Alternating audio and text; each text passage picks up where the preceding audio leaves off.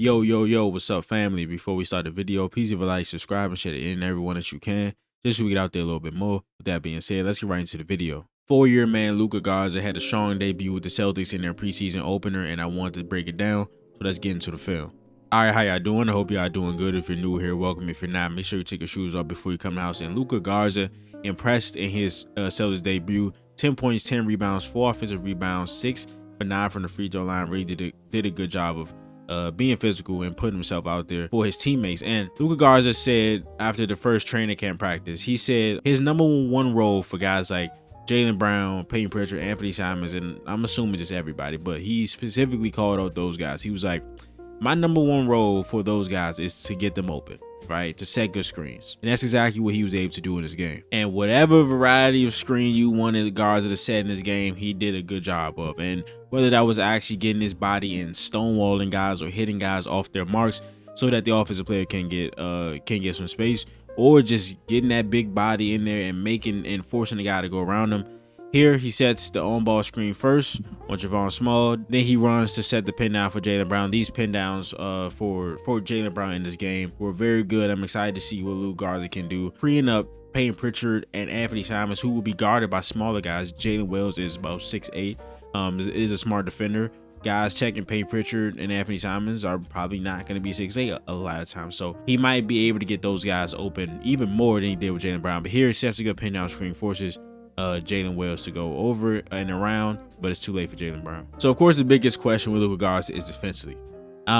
He wasn't that bad in this game. He's not somebody that's gonna be great defensively, you know what I'm saying? But as long as he doesn't kill you, I feel like you can live with it. If on the other end, he's setting good screens, he's getting your scores open. He's offensive rebounding, you know what I'm saying? And if he can, I think he's a better shooter in theory than his percentages say now.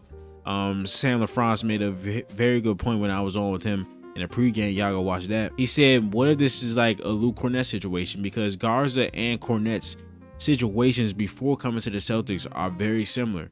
Luke Cornett was known as a stretch big before he came to the Celtics. Garza was known as an offensive big that can stretch the floor. Now he's with the Celtics and he didn't attempt a three, even though he did have 1 or 2 good looks that I thought he could have took. Maybe they're doing the same thing with Garza and saying, hey, look, man, we need you to do a specific thing. We need you to have a specific skill set. And unfortunately, threes aren't a part of that right now. So, man, I don't know. Is yet to be seen. I need to see him with a wide open look. Like, I mean, a wide open look to see if that's true or not. But on defense, in pick and roll situations, he was showing or hedging hard in this game, and he was playing drop. So they're not doing any switching with Luka Garza, which is good. Joe has said he wants to play to the strengths of his roster. So when Garza's out there, you don't want him switching on stuff. That's just not a strength of his, and that's fine. You have Josh Minot, you have Derek White, Jaylen Brown, Jordan Walsh, Chris Boucher, Xavier Tillman. You have so many guys that can switch. That's fine and dandy. But he shows Jordan Walsh does a phenomenal job of rotating to PJ Hall and forcing the miss at the rim.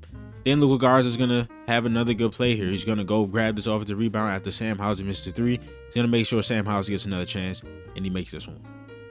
All right, so something that Luke Cornett was very good at. Of course, he was good at screening, the screening angles, when to screen, where to screen. He was good at that. But also his timing of when to roll / slip was very important, and that's how he got a lot of his points, because he was a phenomenal cutter. So Garza on this play, the Celtics were using screens in the backcourt to alleviate pressure off Derek White a lot, so that was cool. But he's like teetering around screening this whole play. Like, he's just around Jalen Wells this whole time. You know what I'm saying? Just I'm here. And here it looks like he's really about to screen. So PJ Hall is gonna hedge right here, but Luka Garza just slips right through it. So he was teetering around screening the entire possession. When there's an opportunity where it really looks like he's gonna screen, right, he just goes. Now, Derek White had 10 assists in this game. He wasn't able to hit this. But Jaylen Brown talked about, like, a lot with chemistry is timing, right? On those pick and rolls, getting out of the screens, timing. He does a phenomenal job of doing that. He's wide open. The Celtics aren't gonna miss this too often. He's wide open, but that was a great job by Luka Garza. All right, so here he is again in the pick and roll, getting out there, showing really aggressively, knocking the ball loose one time, sprinting back, hand side, trying to cloud the passing lane. GG Jackson drives. He's not a rim protector by any means.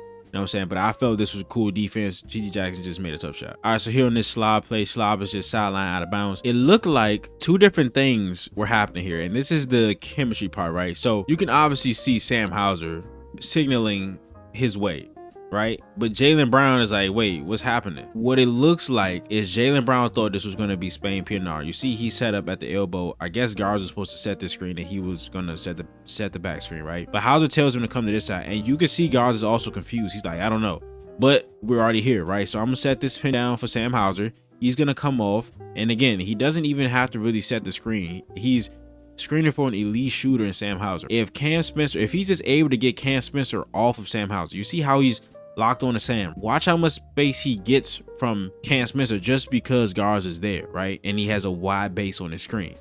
Now, the center has to go up to Sam Hauser just one step. Just one step. In the NBA, that's all you need. One step. Elite shooter Sam Hauser is going to draw two. He gets the roll, and he gets an and one. All right, this is one of my favorite plays from last night, and it really highlights how effective Luka Garza was as a screener.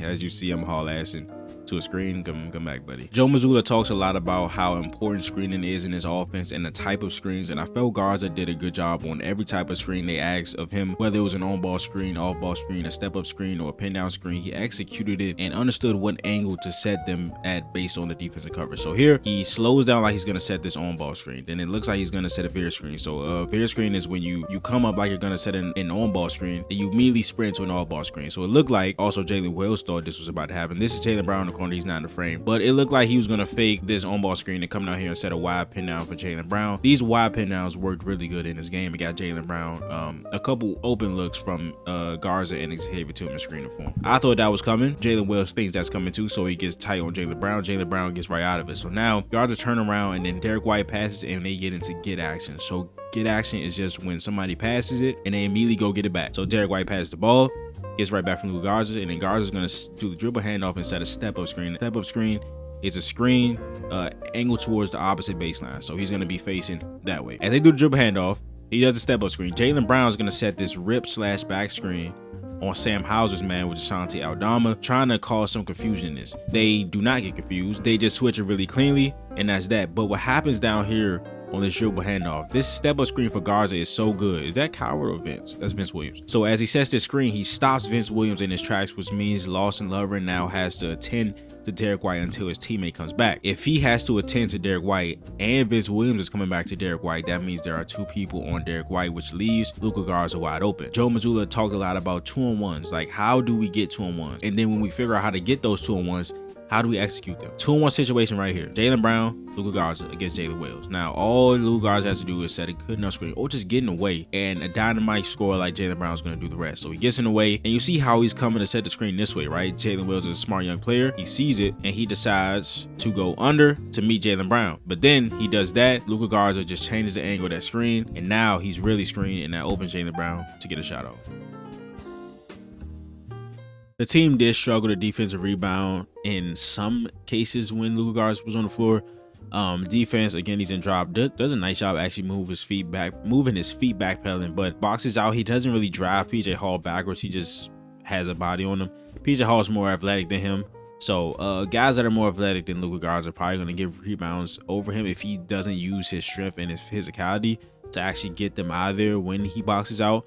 But he wasn't that bad. I feel like defensive rebounding is going to be a problem. We're just a small team this year. So Isiri sets the screen for Minot to outcut the stack out entry. Then he's going to set the on-ball screen. He's going to be able to pop right there. And this is what I'm talking about. Like, he could have shot this ball. He could have shot this. But he's, no, I'm going to pump fake, drive, and the decel step. Anthony Edwards said he learned this deceleration or Pinoy step from Luka Garza, so it's nice that he's implementing that here. He gets fouled. And a good job here by Luka Garza. If you're not a shot blocker, you know what I'm saying, you see a guy coming down the lane at that speed, smart play, draw a charge. Now, if he draws a charge next game, I'm going to get in depth on him drawing charges. I just need to see it again because I know people be like, oh, he only played 200 minutes, blah, blah, blah. If he do it again next game against Cleveland, I'm gonna have some stats for you. Here he uses physicality nicely to move Lawson Lovren out the way, get an offensive rebound, and a putback. But that is the video. If you enjoyed it, please leave a like, subscribe, and share it in everyone that you can. Just shoot out there a little bit more. And I will see you guys in the next video. But this is Nick. Peace.